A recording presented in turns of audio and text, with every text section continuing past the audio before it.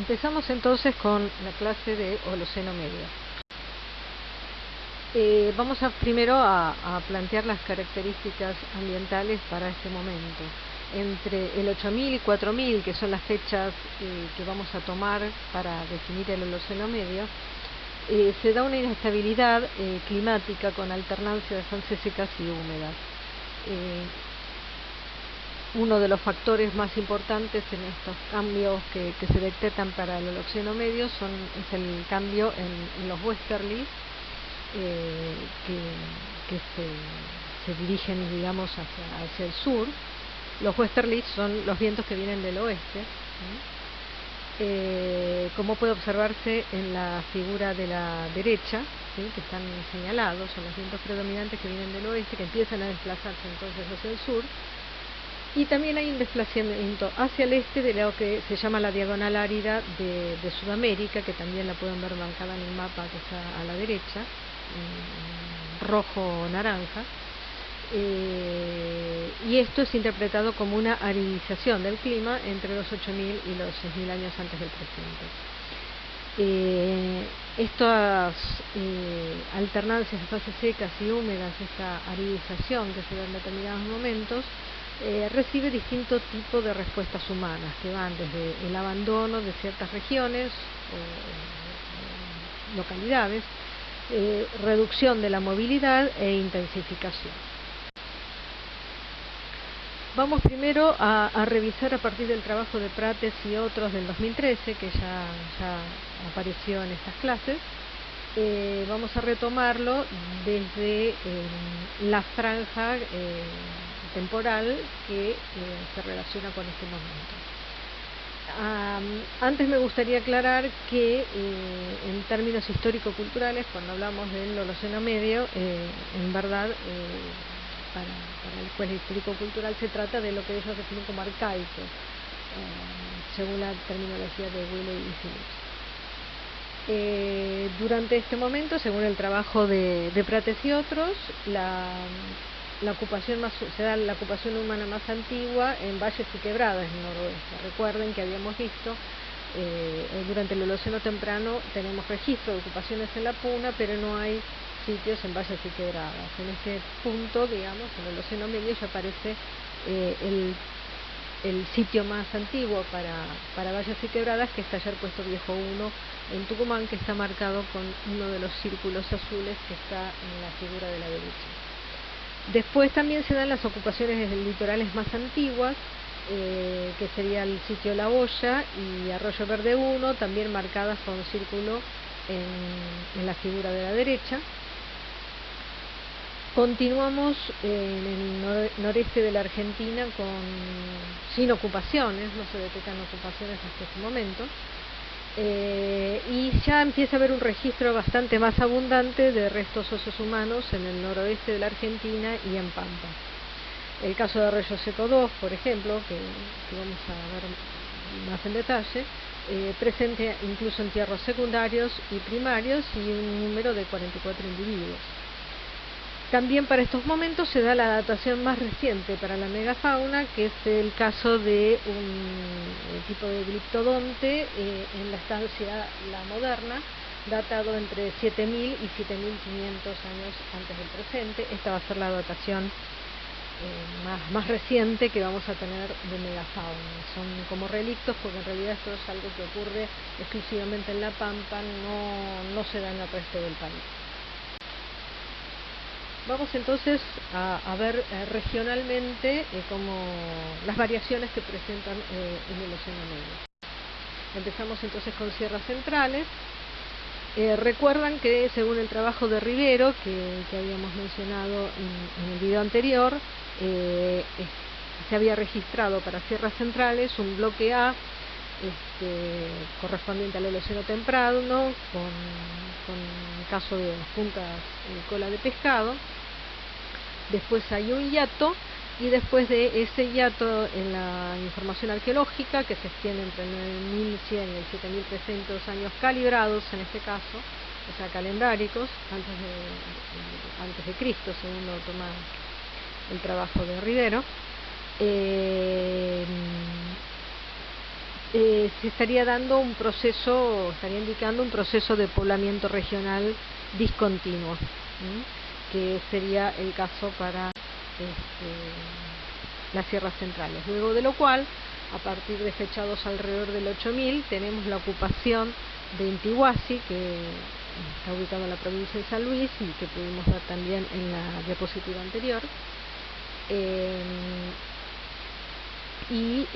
Luego tendremos también la ocupación del sitio Ongamira, que también vamos a retomar dentro de un ratito. Intihuasi está ubicado en el Espinal, y en el sitio lo que se registra como presa principal es el guanaco, pero también están presentes el ciervo de las pampas, la taruca y el ñandú.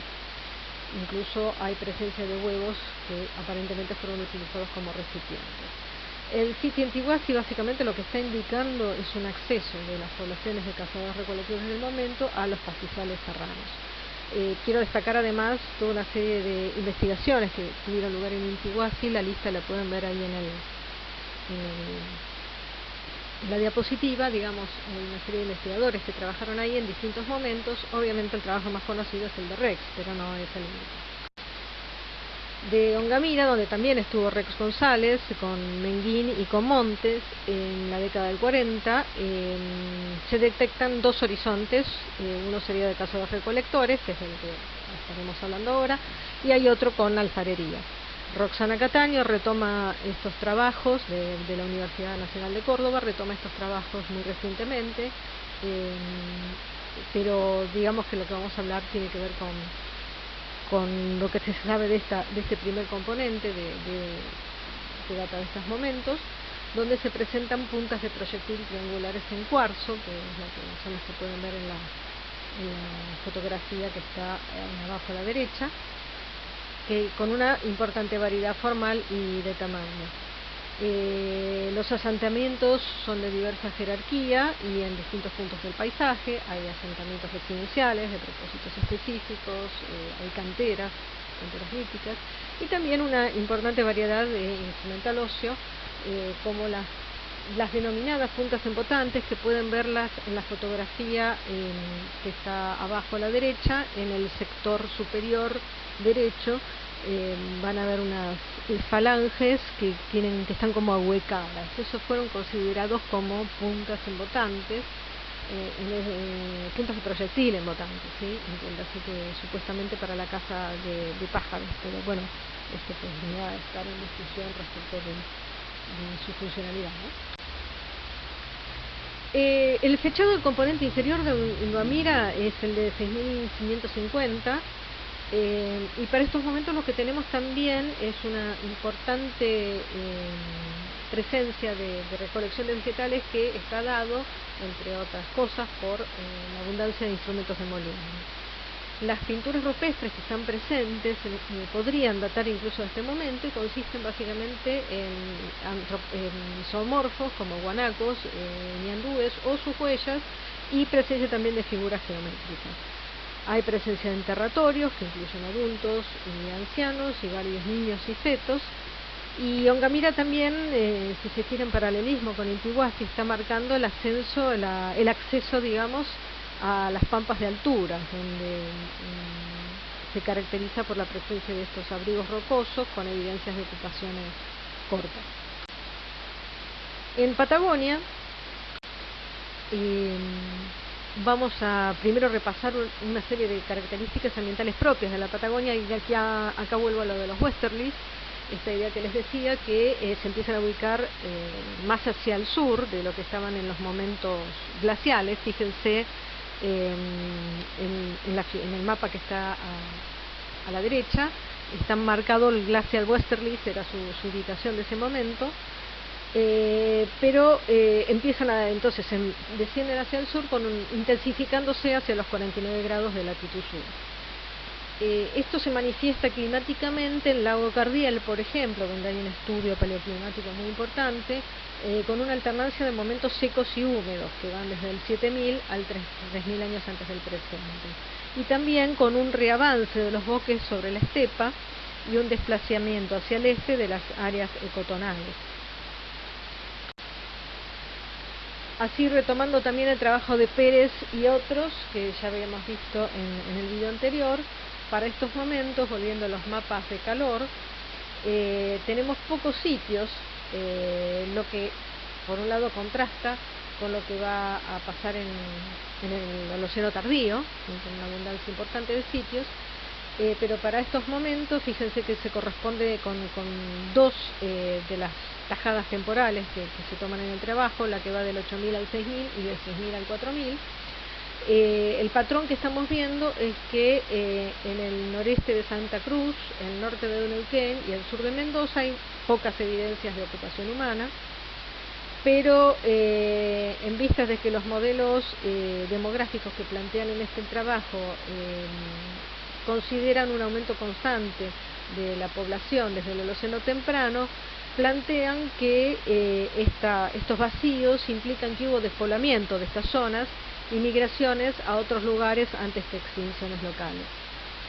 El sur de Río Negro, Chubut Central y el centro sur de La Pampa siguen vacías, pero habían ya permanecido vacías en los periodos anteriores, desde el momento de población inicial, por lo que no habría cambios para este momento. Cuando nos trasladamos a ver las evidencias arqueológicas artefactuales, lo que vemos es que hay una ausencia, una disminución de la presencia de puntas de proyectil, predominancia de hojas, y ahora me voy a extender un poquito sobre ese concepto, y la presencia de bolas. En términos histórico-culturales, de lo que estamos hablando en este momento es de lo que Menguín denominó casa pedrense, una industria, digamos, que él plantea de hojas que se da a partir de los 5000 años antes del presente en el norte de Patagonia. El recurso casi exclusivo de estos momentos es el guanaco, con un 90% del MIS, entiéndase MIS como número de especímenes identificados, ¿sí? Con un alto grado de completitud anatómica, es decir, que se estaría ingresando las carcasas de los animales relativamente completas.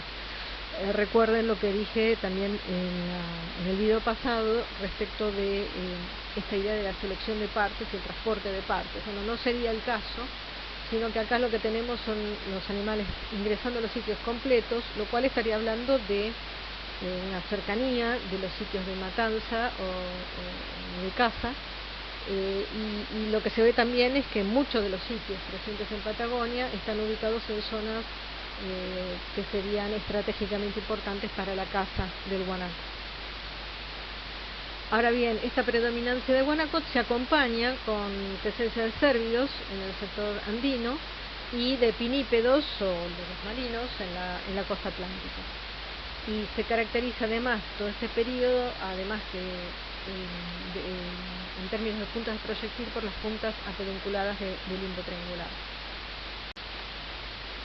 Entonces vamos a hablar un poco acá de las hojas, que siguiendo la secuencia tipo que plantea Menguín para Patagonia, están presentes los toldos en el nivel 7 y 6 de los toldos y fechadas alrededor del 7200, y que se corresponde con lo que él denomina casa pedrense. Las hojas son artefactos de piedra que son más largos que anchos y que solo se pueden obtener tallando el material de una forma pautada. Digamos que a veces uno puede tener artefactos más largos que anchos de casualidad durante una talla, pero para obtener este tipo de hojas, fíjense que con una doble cresta, como se puede ver en la foto, en la cara superior, esto requiere una formatización del núcleo del cual se extraen y una extracción sistemática de este tipo de forma baja. La presencia de hojas significa también un ahorro de materia prima, ya sé que se obtienen más filos por kilo de piedra y, por supuesto, esta idea estandarizada de obtención de formas bases estandarizadas para después ser transformadas en otros artefactos, como es el caso de la foto, donde lo que tenemos es una raedera a partir de una hoja. En el litoral marítimo patagónico también estamos notando acá un incremento en el consumo de recursos marinos, especialmente entre el 7000 y el 6000 calibrados, Esto ocurre casi de manera simultánea en la costa atlántica del norte del Chubut y en la provincia de Santa Cruz, en la costa de Río Negro y en Tierra del Fuego. Y se acompaña con lo que sucede en la costa pacífica, actual territorio chileno, en donde hacia el 5500 antes del presente ya tenemos cazadores, pescadores, recolectores marinos, es decir, gente que vive del mar y se mueve por el mar, y es que se refleja la presencia de conchales o concheros, es decir, montículos de desechos y valvas, como ocurre en Piedra Azul, cercanías de Puerto Montt, y en Puente Quilo, en la isla de Chiloé, y que se prolongan hacia el estrecho de Magallanes y el Cabo de Hornos, es decir, la presencia de los llamados canoeros puede darse desde la isla de Chiloé, pasando por el archipiélago de Chonos, por todo el litoral pacífico, siguiendo la línea negra que está marcada en el mapa que tienen a la derecha. En el caso de Pacífico y Tierra del Fuego, como decía, hay una especialización en la obtención de recursos marinos, pinípedos y moluscos, para lo cual se habría necesitado canoas y una serie de elementos culturales específicamente adaptados a esta vida, como sería el caso de los arpones de hueso de cetáceo, que pueden verse en la foto que está abajo a la derecha. Y el presupuesto, digamos, en la medida que hay arpones, necesariamente va a haber canoas. La forma de caza que implica el arpón es a partir de las canoas. Arriba a la derecha tienen una canoa fueguina fotografiada a principios del siglo XX. En el caso de La Pampa, vamos a centrarnos en el sitio Arroyo Seco. Recuerdan que yo había mencionado la presencia de enterratorios múltiples, y la mayoría de los enterratorios de Arroyo Seco corresponden a este periodo, de los 44 esqueletos encontrados, ya que se detectan 4 episodios de entierro distintos. El más antiguo está datado en 7800 años, que incluso tiene una punta de proyectil triangular, de estas que mencionaba, típicas de este periodo, clavadas en uno de los huesos de los individuos enterrados allí. Y el momento más moderno de estos enterratorios, pueden verlo en la figura que está arriba a la derecha, es el enterramiento secundario que aparece en la unidad I, que son unos huesos largos que están dispuestos alrededor de un cráneo y que está datado en los últimos milenios del Holoceno. Los otros episodios de entierro están por debajo de este nivel S de carbonato de calcio, aunque presentan distintas dataciones, ya que se trata de entierros múltiples, incluso individuales y múltiples, y con presencia incluso de niños. Otra característica es la menor cantidad de sitios en la Pampa Seca. Los cazadores-recolectores del área oeste, es decir, la Pampa Seca, desarrollan estrategias de subsistencia más diversificadas debido a una baja disponibilidad de las presas de mayor rendimiento energético, como son el guanaco y el venado de las pampas. Esto implica un aumento de la importancia de los taxones de tamaño pequeño, como los armadillos, las mulitas, aves y microroedores. En verdad, lo que estamos viendo es que la costa comienza a estar integrada a los circuitos de los cazadores recolectores terrestres, es decir, básicamente con explotación de lobos marinos. Esto se diferencia de lo que hablamos que pasaba en la costa pacífica y en los canales de Tierra de Fuego. Hay que pensar que en esos casos tenemos gente adaptada a la vida al litoral marítimo, mientras que en este caso, de la costa pampeana y la costa litoral atlántica, se trata de cazadores-recolectores que permanecen cierta cantidad de tiempo en el litoral o en la costa atlántica, pero no viven exclusivamente del mar. Uno de los sitios más notables para este momento en la costa bonaerense es el sitio que se llama El Pisadero, que presenta una serie de pisadas de distintos animales, pero también hay pisadas humanas. En el caso de NOA, del noroeste argentino, en cuanto a las características ambientales, vamos a ver una existencia de una capa seca y cálida, ubicada entre los 7.000 y los 5.000 años antes del presente, que es lo que se conoce como ipsitermal o óptimo climaticum, es decir, un momento más cálido, digamos, que se da, digamos, desde la transición Pleistoceno-Holoceno, en donde la disminución de la humedad no habría tenido efectos homogéneos sobre las distintas poblaciones humanas, básicamente por las distintas situaciones locales que se atraviesan. En el caso de Atacama, por ejemplo, para este momento se propone un silencio arqueológico en donde no hay ocupaciones. Como pueden ver en el gráfico, hay toda una serie de sitios y para la franja que da entre el 8.000 y el 6.000 pueden ver solo ocupaciones muy relativamente cortas en Quelcatani, prolongadas en Quebrada Seca 3. Recuerden que Quebrada Seca 3 está en Antofagasta de la Sierra, en Catamarca, y en Cueva Salamanca, que también está en Catamarca. En todo lo que es Chile y varios sitios del noroeste argentino tenemos como un hiato al mismo nivel que también se registraba para los sitios cordobeses. Simplemente que bueno, lo mismo ocurre en Chile, y por eso la propuesta de Núñez y Santoro respecto del silencio arqueológico, que pueden verlo marcado en el gráfico también.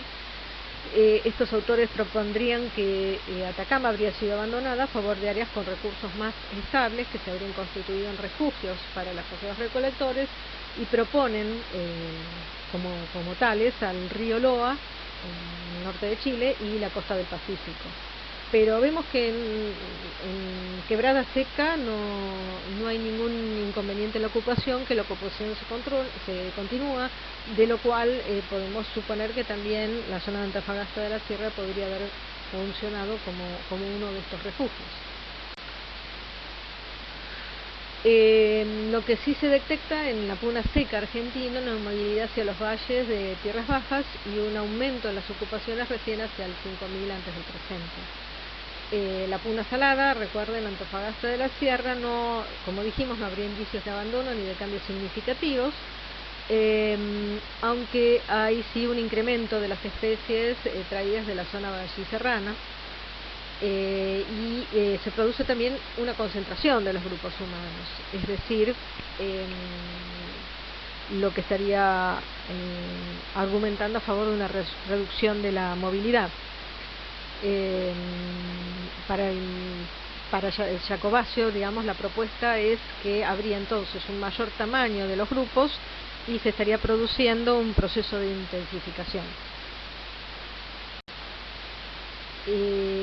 A nivel artefactual, el Océano Medio es caracterizado por la presencia de puntas de proyectil Allanpitín de tipo lanceolada, como las que pueden ver en las imágenes, que empiezan a producirse desde los 8.000 años antes del presente, y en Cuyo y Puna además tenemos las puntas de proyectil triangulares pedunculadas. Este proceso de intensificación que había argumentado Jacobaccio puede detectarse con el caso de los camélidos, ¿sí? En el trabajo de 2007, él analiza la situación de los camélidos en 20 sitios de los Andes centro-sur, donde se puede ver en el gráfico de la derecha, calculado en términos de porcentual del NISP, esto es número de espécimen identificado, que durante el Holoceno temprano los camélidos constituyen el 48% de la fauna de los sitios, durante el Holoceno medio el 83% y durante el Holoceno tardío el 87%. Es decir, que hay una disminución progresiva en la variación de camélidos por sitios, y pasan a dominar los camélidos las faunas entre los 5.300 y los 3.000 años antes del presente.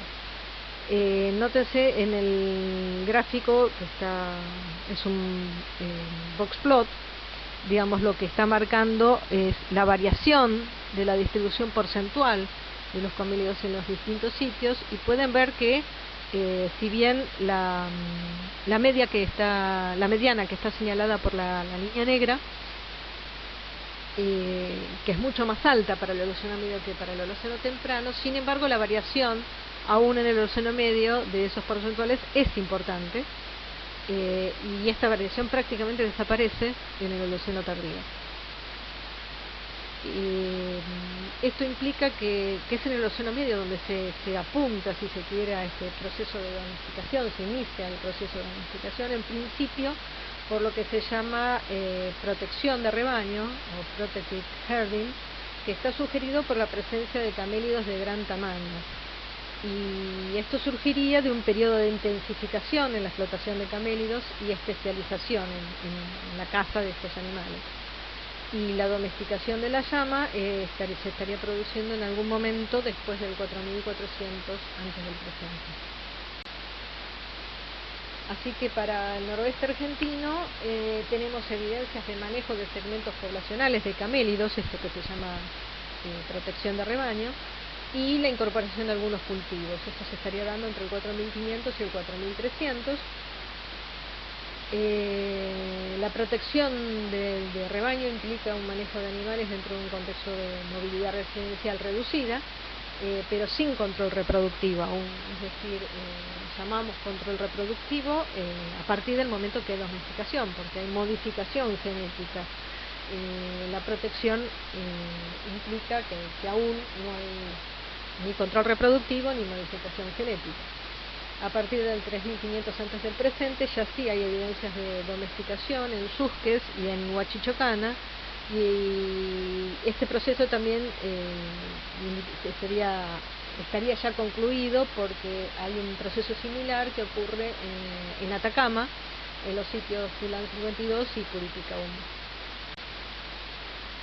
1. En la zona cuyana vamos a tener, por un lado, el caso del sur de Mendoza, que es lo que se conoce como la Payunia, con una presencia de menos sitios que en periodos anteriores, y Gil y Neme, que son los autores que trabajan en esta zona, plantean que podría haber ocurrido que la gente se fue de esta zona. Y dado que en Chile existe una ocupación continuada de la costa del Pacífico, plantean la hipótesis de que la gente del sur de Mendoza se había trasladado a la costa durante las sequías del Holoceno medio. Dentro de este modelo, el planteo es que habría movimientos poblacionales menos frecuentes y a lugares más distantes, dado el empobrecimiento ambiental generalizado que en el sur de Mendoza, en una zona desértica, habría ocurrido. Así el hueco de las ocupaciones podría responder no a un decrecimiento poblacional, sino a una reducción en el número de sitios, es decir, un reagrupamiento de las poblaciones en menos puntos, que además son ocupados por más tiempo.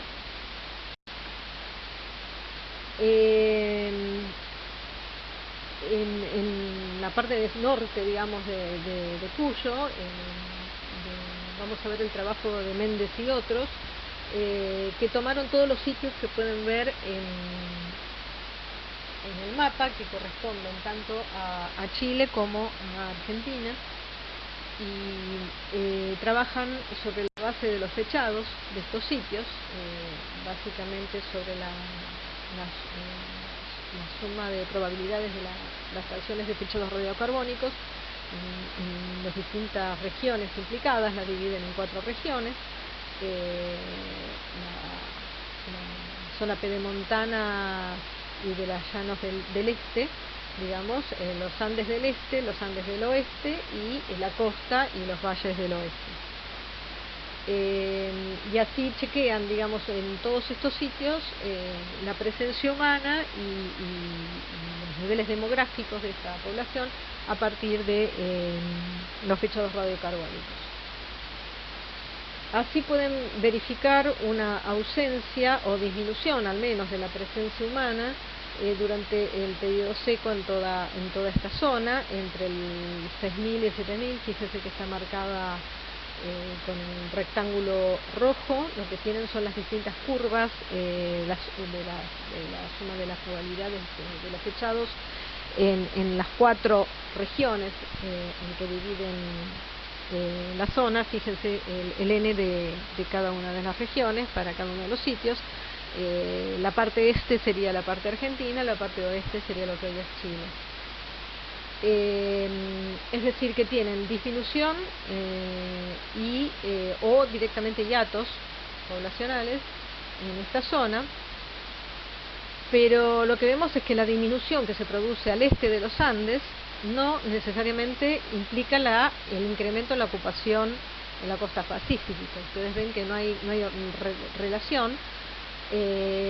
Sí que cuando se reduce en estas otras 3 áreas, Piedemonte del Este, los Andes del Oeste y la costa, cuando hay momentos de reducción que están marcados en amarillo en el gráfico, lo que vemos es que se incrementa en los Andes mismos y en los Andes del Este la presencia humana, aunque no deja de haber hiatos también en esta zona.